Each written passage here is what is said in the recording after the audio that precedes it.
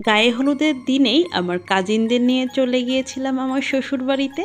আসসালামু আলাইকুম, this is Sadia Imi from Satkhira. Sadia Imi নতুন একটি ব্লগে আপনাদের আরও একবার ওয়েলকাম জানাই। তো এই ভিডিওটা হচ্ছে রোজার ঈদের 4 থেকে 5 দিন পরে, আর এখন বাজে প্রায় 10টা। তো আমাদের গায়ে হলুদও প্রায় শেষ। সব কাজিনরা মিলে আমরা বসে বসে গল্প করছিলাম।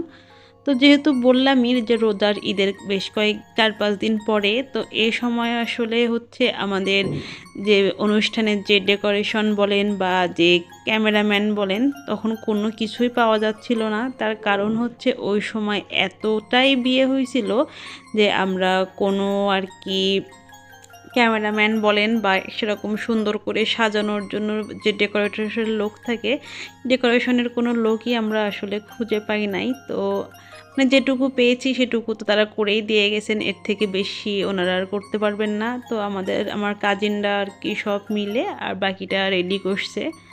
তো এই যে আমাদের মানে হলুদের ওখানে সব কিছুই শেষ, আমরা বসে বসে গল্প করছিলাম।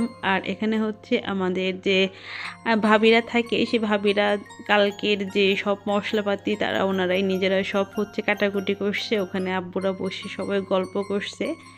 আর এইসব করতে করতে যখন রাত 11টা বাজে, 11টা থেকে 11:30, তখন আমার কাজিনরা সবাই বলল যে চল তো শ্বশুরবাড়ি কেমন করে সাজাইছে আমরা দেখে আসি। তো তখন আমরা সবাই বাইক রাইড দিতে বের হয়ে চলে গেছি। তখন 12টা বাজে, দেখেন রাস্তাও কিন্তু পুরাই ফাঁকা। তো আমরা সবাই বের হয়ে গেছি অনেক মজা করতে করতে। আসলে এমন একটা মানে মজা আসলে অন্যরকম, বলে বোঝানো যায় না। তো আমার হচ্ছে আপুরা, দুলাভাইরা, ভাইয়া ভাবিরা সবাই মিলে আর কি আমরা হচ্ছে বের হয়ে গেছি। তো ওই যে আমরা প্রায় পৌঁছে গেছি, আর ওই যে দূর থেকে দেখা যাচ্ছে আমার শ্বশুর বাড়ির লাইটিং। তো আমরা সবাই মিলে গেছি, অনেক অনেক এনজয় করছি ওখানে যেয়ে। তো আমরা তখন 1টার দিকে আবার 12:30 থেকে 1টার দিকে আমরা আবার ব্যাক করছি। তো এই যে আমার শ্বশুরবাড়ির লাইটিং।